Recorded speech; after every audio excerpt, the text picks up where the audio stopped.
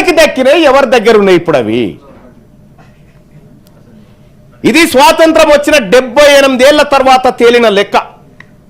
అధ్యక్ష, ఒక్కసారి 52 నుంచి చూద్దాం అధ్యక్ష ఏం జరిగిందో. ఈ లెక్క తెలవాలి ఈ దేశానికి, ఈ సభకు, ఈ ప్రజలకు తెలవాలి. ఈ దేశ పార్లమెంట్ లోక్సభ వివరాలు ఒకసారి చూస్తే 1952లో మొత్తం లోక్సభ స్థానాలు 489 ఉంటే అందులో కేవలం బీసీలు 15 మంది, 3.06% మంది బీసీలు. 1957లో 489 మొత్తం లోక్సభ స్థానాలుంటే కేవలం 18 మంది బీసీలు, దాంట్లో 3.68% మంది. 1962లో 494 స్థానాలుంటే 24 మంది బీసీలు అందులో. 1967లో 520 మంది ఎంపీలుంటే 34 మంది బీసీ ఎంపీలు అందులో. 1971లో 518 మంది ఉంటే 45 మంది బీసీలు అందులో. 1979లో 51 మంది, 80లో 56, 84లో 58, 89లో 65, 91లో 75, 96లో 83, 98లో 86. ఇట్లా అధ్యక్ష బీసీలు పార్లమెంట్లో 543 సీట్లు ఉన్నటువంటి పార్లమెంట్లో 100 సీట్లను కైవసం చేసుకోవడానికి 78 సంవత్సరాలు పట్టింది సార్. 78 సంవత్సరాలు పట్టింది. మెజారిటీ ప్రజలు తమ వాటాను కేవలం 22% వాటా, ఈ వాటాను పొందడానికి 78 సంవత్సరాలు పట్టింది సార్. అంతేగా సార్,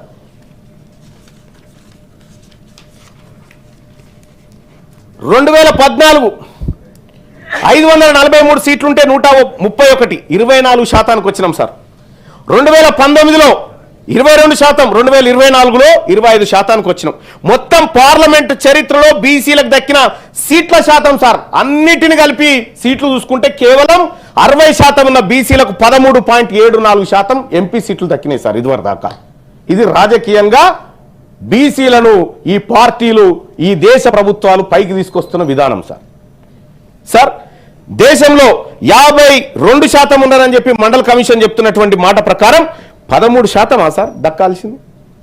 ఎంత దక్కాలి, ఎంత దక్కింది రిజర్వేషన్? 1952 నుంచి నిన్న మొన్నటి వరకు 9529 మంది ఎంపీలు అయ్యారు సార్. 1952 నుంచి ప్రెసిడెంట్ ఇయాల్టి వరకు 9529 మంది ఎంపీలు అయితే అందులో కేవలం 1310 మంది బీసీలు సార్. కేవలం 1310 మంది. వాస్తవానికి బీసీలకు దక్కాల్సిన వాటా 4955 ఎంపీ సీట్లు దక్కాల్సిండే సార్, కానీ దక్కింది 1300. అధ్యక్ష, మరి బీసీలకు దక్కాల్సిన ఇంకా రిమైనింగ్ ఏదైతే 1310 దక్కినే 4955 దక్కాల్సిండే. ఈ 3645 ఎంపీ సీట్లు ఎవరు ఎత్తుకపోయారు అధ్యక్ష? ఎవరి దగ్గర ఉన్నాయి అవి? బీసీలకు రిజర్వేషన్ ఎక్కడి నుంచి రావాలి, బీసీలకు హక్కులు ఎక్కడి నుంచి రావాలనేటువంటిది కూడా మనం తెలుసుకోవాలి అధ్యక్ష చరిత్రలోకి ఒక్కసారి పోయి. రాష్ట్రం విషయానికి వద్దాం అధ్యక్ష. తెలంగాణలో జనాభా వివరాలు ప్రభుత్వం ఓ లెక్క చెప్పింది. మొత్తం జనాభా 3,70,00,000 అని చెప్తా ఉంది. అది తప్పు అనే విషయం ప్రపంచమంతా ఎరక. ఇందులో ఈ లెక్కనే తీసుకుందాం అధ్యక్ష.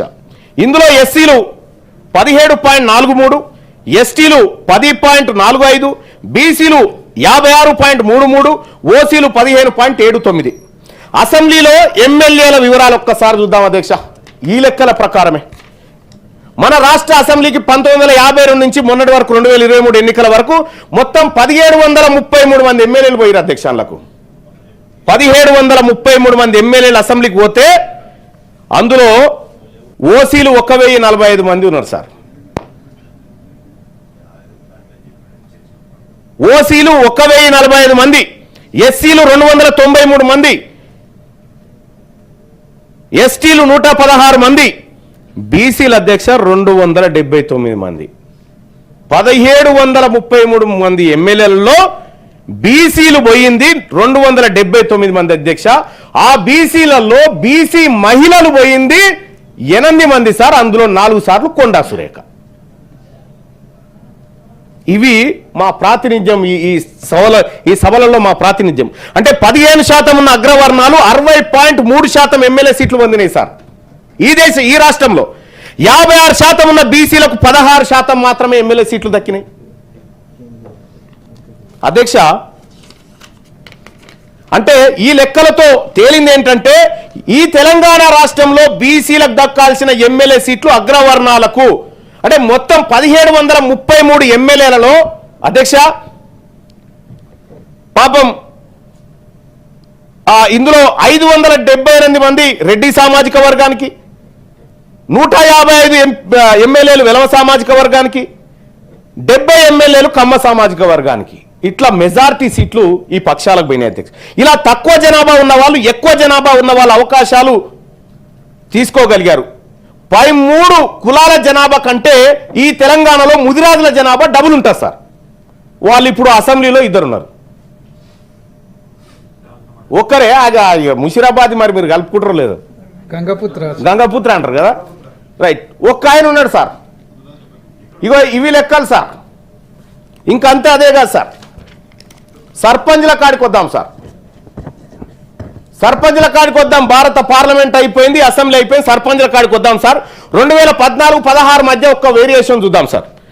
మొత్తం రాష్ట్ర వ్యాప్తంగా సర్పంచ్ల సంఖ్య 8692 మంది సార్. అప్పుడు 1081 మంది ఈ రెడ్డి సామాజిక వర్గానికి సంబంధించినటువంటి సర్పంచ్లు ఉన్నారు సార్.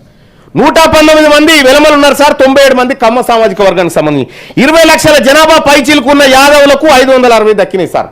అవి రిజర్వేషన్ ఉండేప్పటికీ 47 బీసీ కులాలను కలిపి దక్కిన సర్పంచ్ పదవులు ఎంత అంటే 47 బీసీ కులాలకు దక్కిన ఎంత అంటే 324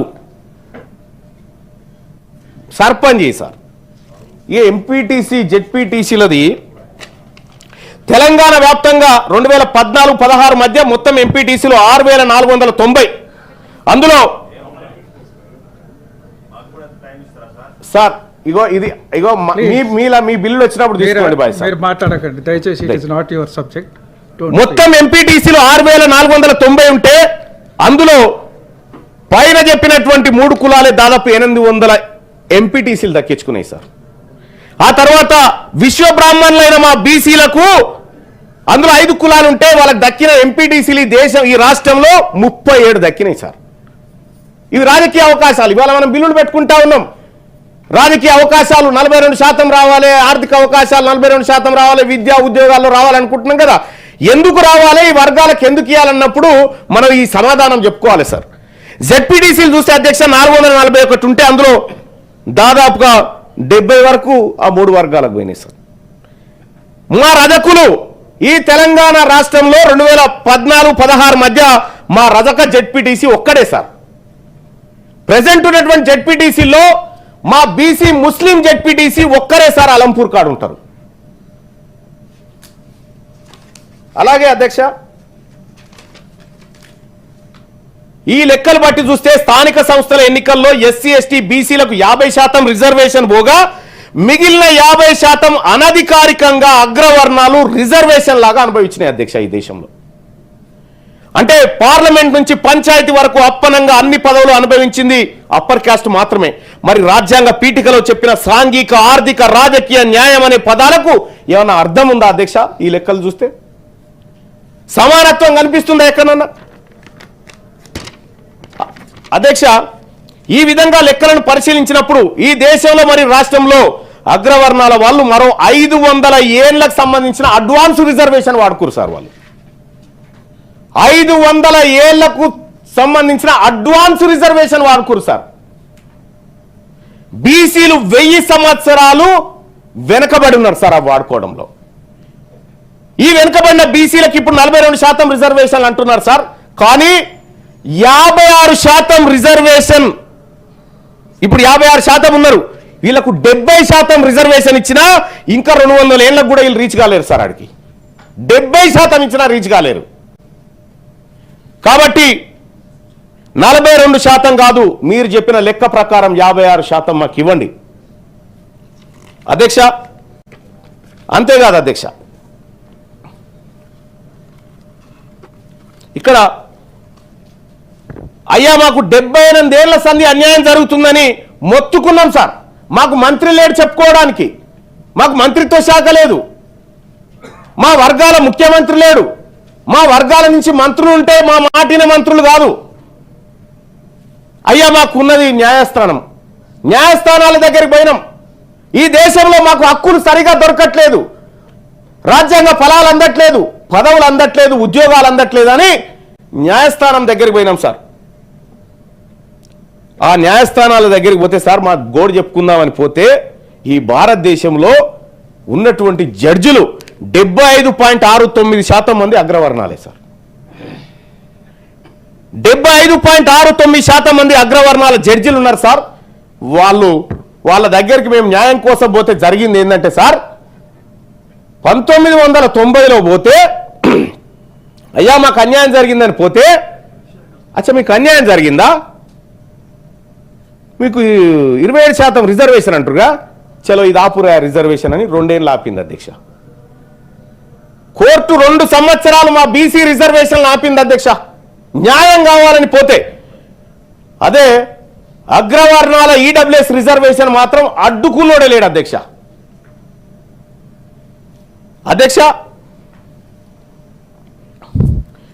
ఇక న్యాయస్థానాల దగ్గర మా పరిస్థితి ఏం లేదు, పోనీ ఇక్కడ రాజకీయ పరంగా మా పరిస్థితి ఏం లేదు, ఆర్థికంగా ఏం లేదు.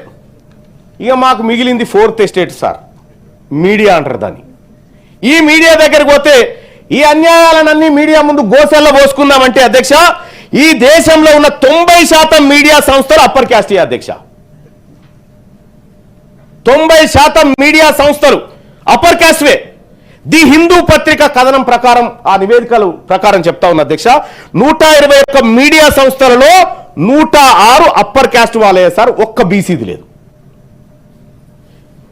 వాళ్ళ ముందు ఎంత మొత్తుకున్నా సింగిల్ కాలం వార్త కూడా ఈ బీసీల బాధ రాయరు, రానియరు కూడా అధ్యక్ష. ఇలా ఎన్ని లెక్కలు అధ్యక్ష, ఒక్కటి కాదు అధ్యక్ష. ఈ దేశంలో అధ్యక్ష ఎక్కడో చోట బీసీల చర్చ జరగాలి, బీసీల బాధ వినబడాలంటే అది టీవీ డిబేట్లలో, వేదికల మీదలో జరగాలి. కానీ ఈ దేశంలో top news channels sir, top news channels Hindi ఛానళ్ళు 40, ఇంగ్లీష్ ఛానళ్ళు 47 సార్. ఈ 40 హిందీ ఛానల్లో సాయంత్రం 7 గంటలకు డిబేట్ నడిపిస్తారు సార్ ఒక ఇష్యూ మీద. ఇంగ్లీష్ ఛానల్లో కూడా ఇష్యూ నడిపిస్తారు సార్, ఒక టాపిక్ తీసుకొని డిబేట్ పెడతారు అందరితోని. ఈ 40 హిందీ ఛానళ్ళలో 47 ఇంగ్లీష్ ఛానల్లో ఒక్క బీసీ యాంకర్ లేడు సార్. ఇక మా బాధ వాడు ఎందుకు పట్టించుకుంటాడు సార్? మా బాధ ఎవరింటారు సార్ ఈ దేశంలో? ఒక్క బీసీ మాత్రమే కాదు, ఎస్సీ ఎస్టీలు కూడా లేరు ఇంకా. అధ్యక్ష తెలుగు వార్తా ఛానళ్ళ కన్నా చెప్పుకుందాం అనుకున్నాం అధ్యక్ష. ఇక్కడ చూస్తే అధ్యక్ష 15 దాకా ఛానళ్ళు ఉంటే ఒక్కటి కూడా బీసీ వాళ్ళ ఛానల్ లేదు సార్. ఈ వర్గాల నుంచి ఛానలే గతి లేదు, ఓ పేపర్ గతి లేదు. వీళ్ళు ఎంతసేపు బీసీలు హక్కులు అడిగేటువంటి వాళ్ళను ద్రోహులుగా చిత్రీకరించి జనంలోకి వదిలిపెట్టేటువంటి కార్యక్రమాలు చేస్తారు సార్. ఇంకోటి ఏంటంటే అధ్యక్ష, ఇక మాకు ఈ మీడియా పని చేయదని సోషల్ మీడియాకి వచ్చినాం సార్. సోషల్ మీడియాకి వచ్చి మా గొంతు, మా ఆవాజ్, మా హిస్సా, మా హుకూమత్, మా ఇజ్జత్ అని చెప్పి మాట్లాడుతూ ఉంటే ఈ అన్ని సెక్షన్లు కలిసి అక్రమ కేసులు, అరెస్టులు, దాడులు, హత్యలు, దోపిడీలు ఇవి మా మీద జరుగుతున్నాయి సార్. ఈ బీసీల మీద ఇటు బీసీలకు దక్కుతున్న అదనపు ఇవి రిజర్వేషన్లు సార్. ఈ దేశంలో నేను చెప్తా ఉన్నా, అటు కాంగ్రెస్ పార్టీ కానీ, భారతీయ జనతా పార్టీ కానీ, బీఆర్ఎస్ పార్టీ కానీ అందరు నాయకులు ఉన్నారు, అందరికి చెప్తా ఉన్నా, బీసీలకు రిజర్వేషన్లు 52% కల్పించారు. ఎరికైనా మీరు అందరు కలిసి? తెలుసా మీకు ఈ విషయం? 52% రిజర్వేషన్ ఎక్కడంటే చనిపోయిన రైతు కుటుంబాలు తీసుకున్న ఆర్థిక సాయం కాడ 52% బీసీలు రైతులు ఆత్మహత్యలు చేసుకొని చచ్చిపోతే ఆ బీమా పైసల కాడ 52% మేము తీసుకున్నాం. అడిగా మాకు రిజర్వేషన్ దక్కింది. ఆ గాడ శ్మశాన వాటిక కాడ మాకు రిజర్వేషన్ 52% దక్కింది. అధ్యక్ష కాంట్రాక్టర్లు వాళ్ళే, ఫార్మా ఇండస్ట్రీ వాళ్ళదే, సినిమా ఇండస్ట్రీ వాళ్ళదే, భారీ పరిశ్రమలు వాళ్ళవే, రియల్ ఎస్టేట్ వాళ్ళవే. మా బీసీలకు కంట్రోల్ బియ్యం, ఇందిరం మిల్లు, 2000 పింఛన్, ఆరోగ్యశ్రీ కార్డు సస్తే రైతు బీమా. ఇది దేశంలో మమ్మల్ని పైకి తీసుకురావడానికి జరుగుతున్నటువంటి ఒక లెక్క చూస్తే అధ్యక్ష ఇది చాలా బాధ అనిపిస్తుంది అధ్యక్ష. ఏ రంగాల్లో బీసీలు లేరు అనేది ఒకసారి నేను తీస్తే అధ్యక్ష, వ్యవసాయ భూమిలో తగిన వాటా లేదు బీసీలకు, పరిశ్రమల్లో వాటా లేదు, 98% అగ్రకులాల చేతుల్లో ఉన్నాయి, ఖనిజ వనరులైన గనుల్లో వాటా లేదు, ఎగుమతులు దిగుమతుల వాణిజ్యంలో వాటా లేదు, రోడ్లు భవనాలు కాల్వలు ప్రాజెక్టుల కాంట్రాక్టులు అన్నీ వాళ్ళ చేతుల్లోనే, ప్రభుత్వ లైసెన్సుల్లో వాటా లేదు, లాభదాయక వ్యాపారాల్లో వాటా లేదు, ప్రైవేట్ సెక్టార్లో వాటా లేదు, డిఫెన్స్ రంగంలో వాటా లేదు, సైన్స్ అండ్ టెక్నాలజీలో మన వినియోగం లేనే లేదు, హైకోర్టు సుప్రీంకోర్టు న్యాయమూర్తులు మనోళ్ళు లేనే లేరు, అతి తక్కువగా నిర్ణయాల జమైరాళ్ళు కూడా 2-3. ఔషధ తయారీలో వాటా లేదు, టెలిఫోన్ సెల్ ఫోన్ నెట్వర్క్ లో వాటా లేదు, టెలివిజన్ ఛానల్స్ లో లేదు, కెమికల్ ప్లాంట్లలో లేదు, విద్యుత్ రంగంలో లేదు, స్పెషల్ ఎకనామిక్ జోన్ లో లేదు, సిమెంట్ రంగంలో లేదు, సినిమా రంగంలో లేదు, నిర్మాతలు హీరోలు అన్ని వాళ్ళే, ప్రైవేట్ స్కూళ్ళు కాలేజీల్లో వాటా లేదు, ప్రైవేట్ ఇంజనీరింగ్ కళాశాలలో వాటా లేదు, ప్రైవేట్ మెడికల్ కళాశాలలో వాటా లేదు, వస్త్ర పరిశ్రమలో లేదు, కేబుల్ నెట్వర్క్లు లేదు, హోటల్ రెస్టారెంట్స్ పబ్స్ ఏడ కూడా వాటా లేదు, బ్యాంకింగ్ రంగంలో మొత్తమే లేదు, పత్రికా రంగం పూర్తిగా వారి చేతుల్లోనే ఉంది, ఎలక్ట్రానిక్ మీడియా రంగం పూర్తిగా వాళ్ళ గుప్పిట్లోనే ఉంది, ట్రాన్స్పోర్ట్ రంగంలో మన వాటా లేదు, ప్రైవేట్ విమానయాన రంగంలో లేదు, బ్యాంకుల నుండి అత్యధికంగా లోన్లు పొందేది వాళ్ళే, వేల కోట్ల రూపాయల బ్యాంకుల రుణాలు మాఫీ జరిగేది వారికే. ఇట్లా ఒక్కటి కాదు అధ్యక్ష, 60 డిపార్ట్మెంట్లు ఇట్లా ఉన్నాయి అధ్యక్ష. ఇవి చూస్తూ ఉంటే ఇంకా అంతేకాదు అధ్యక్ష. పోనీ మరి మా వాళ్ళు ఏం చేయాలి, బీసీలు ఏం చేయాలంటే ఐపీఎల్ కాడ టికెట్ను కొనుగోలు చేసే శక్తి రావాలి వాళ్ళకు సినిమా థియేటర్ల కాడ టికెట్లు కొనుక్కునే షోకు ధర పెంచుకుంటారు కదా, దాన్ని ఏం షో అంటారు, బెనిఫిట్ షో. ఆడ పెంచిన టికెట్ కొనుగోలు శక్తి మా బీసీలకు రావాలంటారు అధ్యక్ష. సినిమా రంగం ఒకసారి చూద్దాం అధ్యక్ష. దగ్గుపాటి సురేష్ బాబు, రామారావు, శ్రీధర్ బాబు, గోపీనాథ్, వెంకటరమణ, అనిల్ కుమార్, చౌదరి, నిరంజన్ బాబు, గోపాల్ రెడ్డి, తిరుపతి రెడ్డి, జగదీష్ రెడ్డి, సుధాకర్ రెడ్డి, గోపాల్ రెడ్డి, గోపాలకృష్ణారెడ్డి, గనిరెడ్డి, సునీల్ కుమార్ రెడ్డి, ఉమాపతి రెడ్డి, భాస్కర్ రెడ్డి, చౌదరి, లైలా చౌదరి, వీరే చౌదరి, రవిప్రకాష్, సీతారామరావు, వీళ్ళంతా వీళ్ళు ప్రొడ్యూసర్లు సార్, సినిమా ప్రొడ్యూసర్లు. ఒక్క బీసీ లేడు సార్. ఇంకా సినిమా స్టూడియోలు సార్ తెలంగాణ రాష్ట్రంలో బీసీలకు వచ్చిన బెనిఫిట్ చూస్తే, రామోజీ ఫిలిం సిటీ మా సాకలమంగళంలో అయితే కాదు, రామానాయుడు స్టూడియో కాదు, పద్మాలయ కాదు, రామకృష్ణ కాదు, అన్నపూర్ణ కాదు, శబ్దాలయ కాదు, ఒక్క స్టూడియో మా బీసీలకు లేదు. కార్పొరేట్ హాస్పిటల్ చూద్దాం సార్, బసవతారకం హాస్పిటల్ మాది కాదు, బీసీలకు కాదు, కామినేని మాది కాదు, ఇమేజ్ మాది కాదు, ఎన్ఆర్ఐ మాది కాదు, ఉషాముల్లపుడి కాదు, కిమ్స్ కాదు, అపోలో కాదు, సిగ్మా కాదు, మహావీర్ కాదు, సన్షైన్ కాదు, యశోద కాదు, కేర్ హాస్పిటల్ కూడా మాది కాదు సార్. ఓన్లీ గాంధీ దవాఖానా, ఉస్మానియా మాయి. అధ్యక్ష, విద్యా సంస్థల అధ్యక్ష, శ్రీ చైతన్య, వికాసు, విజ్ఞాను, గీతము, నలంద, గౌతమ్, భాష్యం, సిద్ధార్థ, నారాయణ, మల్లారెడ్డి. ఏ విద్యా సంస్థ మాది కాదు సార్. మా చేతుల్లో ఒక విద్యా సంస్థ కూడా లేదు. న్యూస్ పేపర్ సార్, ఈనాడు మాది కాదు, ఆంధ్రజ్యోతి కమ్మ, సాక్షి రెడ్డి, ఆంధ్రభూమి రెడ్డి, దక్కన్ క్రానికల్ రెడ్డి, నమస్తే తెలంగాణ వెలమ, ఆంధ్రప్రభ వైశ్య, వార్త వైశ్య, ఇట్లా ఇవి ఇక ఛానళ్ళ లెక్క, ఛానళ్ళదే ఇప్పుడే చెప్పిన ఛానళ్ళ లెక్క. అధ్యక్ష, మా వాటా చూడరు అధ్యక్ష, మాది ఎవరి దగ్గర పోగుబడ్డది అనేది కేంద్ర ప్రభుత్వ సర్వీసుల్లో అధ్యక్ష. కేంద్ర ప్రభుత్వ సర్వీసులు చూస్తే అధ్యక్ష, ఇది ఇంకా విచిత్రమైనటువంటి లెక్క అధ్యక్ష. ఈ దేశంలో మెజారిటీ బీసీలం అధ్యక్ష. ఇగో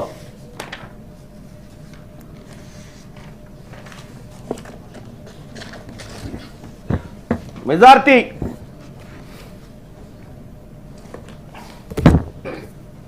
భారత ప్రభుత్వ నివేదికల ప్రకారం చెప్తున్నా అధ్యక్ష. కంక్లూడ్ చేయండి మళ్ళీ. చేస్తున్నా సార్, అయిపోయింది సార్, చేస్తాను సార్. ఎందుకంటే ఇక నాకు మీరు మళ్ళీ అవకాశం ఇచ్చినా నేను మాట్లాడా సార్. ఎందుకంటే 2018 అధ్యక్ష, 2019 జూలై 17 నాడు భారత ప్రభుత్వం చెప్పినటువంటి లెక్క సార్, 78 మినిస్ట్రీస్ అండ్ డిపార్ట్మెంట్స్ నుంచి గవర్నమెంట్ ఆఫ్ ఇండియా ఇచ్చిన లెక్కలు చూస్తే అధ్యక్ష, ఓబీసీలకు 27% వాటా కాదు అధ్యక్ష. ఓబీసీ ఉద్యోగులు ఉన్నది కేవలం 21% మంది మాత్రమే కేంద్ర ప్రభుత్వ రంగంలో అధ్యక్ష. ఇక్కడ రాష్ట్రాల వారీగా ఒక్క తమిళనాడు 50% రిజర్వేషన్ బీసీలకు అమలు చేస్తూ ఉంది అధ్యక్ష. అలాగే పాండిచేరి 34%, కేరళ 40%, కర్ణాటక 32%, బీహార్ 34%, అండమాన్ నికోబార్ దీవులు 38% రిజర్వేషన్ అమలు చేస్తూ ఉన్నాయి అధ్యక్ష. ఇప్పుడు ఇంకొక లెక్క అధ్యక్ష, ఐఐటీలలో బీసీ ప్రొఫెసర్ల లెక్క ఒక్కసారి చూద్దాం. ఐఐటి బాంబేలో 693 మంది ప్రొఫెసర్లు ఉంటే అందులో 26 మంది బీసీలు. మొత్తం జ్యుడిషియరీలోనే వాళ్ళే, మీడియాలో వాళ్ళే, ఎడ్యుకేషన్ డిపార్ట్మెంట్ వాళ్ళే, పాలిటిక్స్ వాళ్ళే, సినిమా వాళ్ళే, ఐపీఎల్ వాళ్ళే. మేము ఏడున్నాం సార్ ఇంకా ఈ దేశంలో? ఈ రాజ్యాంగం మాకు చెప్తా ఉంది, మిమ్మల్ని పైకి తీసుకొస్తామని చెప్తా ఉన్నది.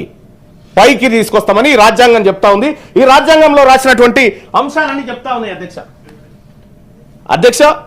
వాస్తవానికి ఈ బిల్లు ద్వారా పోయి 42% రిజర్వేషన్ వస్తుందా అధ్యక్ష? గుండె మీద చేసుకొని చెప్పమని ఇక్కడ ఉన్న వాళ్ళని. ఇది సాధ్యమయ్యేదేనా? ఎంతవరకు సాధ్యం అని చెప్పడం ఒకసారి ఆలోచన చేయండి అధ్యక్ష. ఇది ప్రజలను మభ్యపెట్టడానికి కాకపోతే దేనికోసం అధ్యక్ష? ఇది రాజకీయాల కోసం కాదా అధ్యక్ష?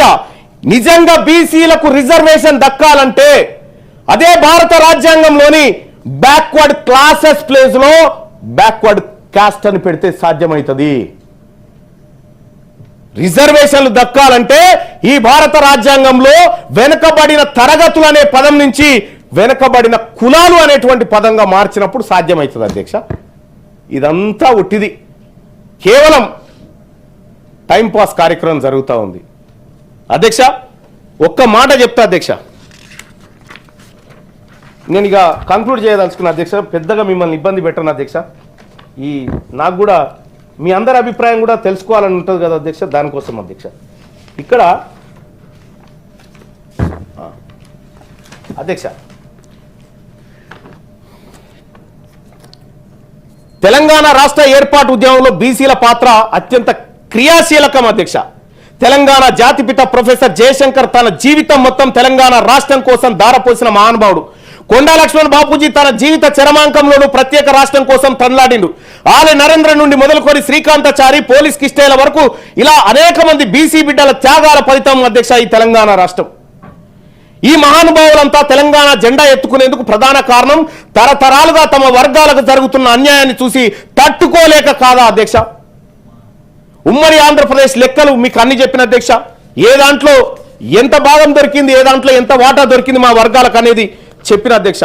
తెలంగాణ గ్రామీణ ముఖ చిత్రం అర్థం చేసుకుంటే అధ్యక్ష ఎంత గొప్పగా ఉంటుంది అధ్యక్ష అంటే, ఏ ఊర్లో చూసినా వందలాది గొర్రెలను తన కనుసైగలతో మలిపే నా గొల్ల కుర్మలు, ఆకాశంతో పోటీ పడుతూ తాటి చెట్లు, ఈత చెట్లతో నిత్యం సహజీవనం చేసే నా గౌడన్నలు, ఎంత లోతులో ఉన్న చెరువునైనా అవలీలగా ఈదుతూ నిత్యం చేపల వేటలో ఉండే నా బెస్త ముదిరాజు బిడ్డలు, వ్యవసాయ పనుల్లో కాపులు, ఊరు చివరన ఉండే కొండ కోణంలో నా ఒడ్డెరలు, కొండలను పిండి చేసే శక్తి ఉన్నోళ్ళు సార్. ఇలా చెప్పుకుంటూ పోతే ఒక్కో కులానిది ఒక్కొక్క ప్రత్యేకత సార్. ఇంత గొప్పగా ఉన్న నా బీసీ కులాలకు కూడు గుడ్డ, విద్యా, వైద్యం లాంటి కనీస అవసరాలకు నోచుకోలేదు అధ్యక్ష. వారిని విద్యావంతులుగా, మేధావులుగా తీర్చిదిద్దడంలో ఈ ప్రభుత్వాలు అట్టర్ ఫ్లాప్ అయిపోయినాయి సార్ 78 సంవత్సరాల నుంచి. జనాభాలో సగం మంది అయినటువంటి బీసీలు ఏండ్ల తరబడి అన్యాయానికి గురయ్యారు. ఎంతో మంది బీసీ నాయకులు తమ జీవితాలను త్యాగం చేస్తూ బీసీల హక్కుల కోసం పోరాటం సాగించారు. తెలంగాణ రాష్ట్రంలో కాంగ్రెస్ పార్టీ కామారెడ్డి డిక్లరేషన్ అని హామీ ఇవ్వడం జరిగింది. బీసీలకు స్థానిక సంస్థల్లో 42% వాటా కల్పిస్తామని, ఉద్యోగాల్లో కూడా అమలు చేస్తామని, బడ్జెట్లో 20,000 కోట్లు బీసీల అభివృద్ధి కోసం కేటాయిస్తామని, ఆర్థిక సామాజిక అభివృద్ధి కోసం బీసీల హక్కులను కల్పిస్తామని డిక్లరేషన్ చేసినటువంటి కాంగ్రెస్ ని అధికారంలోకి తీసుకొచ్చింది బీసీ ప్రజలే సార్. బీసీ ప్రజల్లో అత్యధిక జనాభా కలిగినటువంటి కులాలు ప్రాతినిధ్యం 1-2 సీట్లకు మాత్రమే పరిమితమయ్యాయి. ముఖ్యంగా ఈ రాష్ట్రంలో అత్యధిక జనాభా కలిగినటువంటి గౌడ్లు, యాదవులు, ముదిరాజులు, పద్మశాలులు, మున్నూరు కాపు కులాలు కారణాలు ఏమైనా జనాభాకు తగ్గట్టు రాజకీయ అవకాశాలు రాలేదు అధ్యక్ష. కేవలం వారిని ఓటు బ్యాంక్ గా ఉపయోగిస్తూ 1-2 సీట్లు మాత్రమే కేటాయించి మిగిలిన బీసీ కోటాను హైదరాబాద్ లో ఇస్తారు సార్ వీళ్ళకి సీటు. బీసీలకు ఏడా చార్మినార్, బర్కత్పుర, అదేమంటారు యాకుత్పుర, బర్కత్పుర, నాంపల్లి కాడ బీసీలకు టికెట్లు ఇస్తారు సార్ కాంగ్రెస్ పార్టీలో. సార్ దేశవ్యాప్తంగా ముఖ్యంగా తెలంగాణలో మనం నిర్వహించిన కులగణన సర్వే ప్రకారం ఓసీల జనాభా 5.7% అన్నారు. ఇందులో రెడ్లు, వెలమలు, కమ్మలు, బ్రాహ్మణులు, వైశ్యులు ఇలా అన్ని రంగాల్లో అభివృద్ధి చెందిన కులాలు ఉన్నాయి అధ్యక్ష. సంపదలో 50% పైబడి ఈ కులాల మధ్య ఉంది. ఇందులో పేదలు కూడా ఉన్నారు అధ్యక్ష. వారి సంఖ్య కూడా చాలా స్వల్పం. 2 నుంచి 3% మంది ఉండొచ్చు. వారికి ఈడబ్ల్యూఎస్ రిజర్వేషన్ వర్తింపజేయాలి అధ్యక్ష. అగ్రవర్ణాల్లో ఉన్నటువంటి పేదలను ఆదుకోవడానికి ఈడబ్ల్యూఎస్ ఖచ్చితంగా అమలు చేయాలి అధ్యక్ష. అందుకు మేము మద్దతు ఇస్తాం. కానీ అన్యాయంగా 10% ఇక్కడ అమలు చేస్తున్నారు అధ్యక్ష. దీనివల్ల నష్టపోతున్న వాళ్ళు ఎవరు అధ్యక్ష? బీసీలు కాదా అధ్యక్ష? నాకు మాట అర్థం కాదు అధ్యక్ష. బీసీలకు రిజర్వేషన్ ఇవ్వడం కోసం బీసీల లెక్క ఎంత ఉందో తీయాలి. మరి 10% ఈడబ్ల్యూఎస్ రిజర్వేషన్ ఏ లెక్క తీసిస్తున్నారని నేను అడుగుతా ఉన్నా అధ్యక్ష. ఏ లెక్క తీసిస్తా ఉన్నారు? ఈ పాపం 2019లో భారతీయ జనతా పార్టీ నేతృత్వంలోని ఎన్డీఏ ప్రభుత్వం అమెండ్మెంట్ 103 ప్రకారం ఈడబ్ల్యూఎస్ కోటా తీసుకొస్తే ఆ కోటాను యాజ్ ఇట్ ఈస్ గా ఏ కమిషన్ లేకుండా, ఏ రిపోర్టు నివేదిక లేకుండా 10కి 10% అమలు చేసిన పాపం బీఆర్ఎస్ పార్టీది కాదా సార్? మా కడుపు కొట్టింది ఎవరు సార్? అన్ని పార్టీలు ఉన్నాయి సార్. ఇలా ఒక్కరని కాదు సార్, అన్ని పార్టీలు ఈ దేశంలో ఉన్నటువంటి బీసీల కడుపు కొట్టినాయి సార్. ఇప్పుడు భారత రాజ్యాంగంలో 27% రిజర్వేషన్ ఉంటే 20% దాటలే మా వాటా. ఈ ఉన్న రిజర్వేషన్ నే మీరు 27% తీసుకురానటువంటి ఈ ప్రభుత్వాలు 42% ఇచ్చి మమ్మల్ని కూర్చుండబెడతాయి. అందుకే ఈ వేదిక నేను చెప్తా ఉన్నా అధ్యక్ష, ఈ వాటాల ద్వారానో ఈ కోటాల ద్వారానో కాదు అధ్యక్ష, ఈ తెలంగాణ రాష్ట్రంలో ఈ దేశంలో బీసీలు అధికారంలోకి వచ్చినప్పుడే వాళ్ళ బతుకులు మారుతాయని తమ ద్వారా తెలియజేసుకుంటూ ఈ అవకాశం కల్పించిన మీ అందరికీ ధన్యవాదాలు అధ్యక్ష. భాను ప్రసాద్ రావు గారు. అధ్యక్ష, నాకు అవకాశం ఇచ్చినందుకు మీకు ధన్యవాదాలు తెలియజేస్తూ, ఈ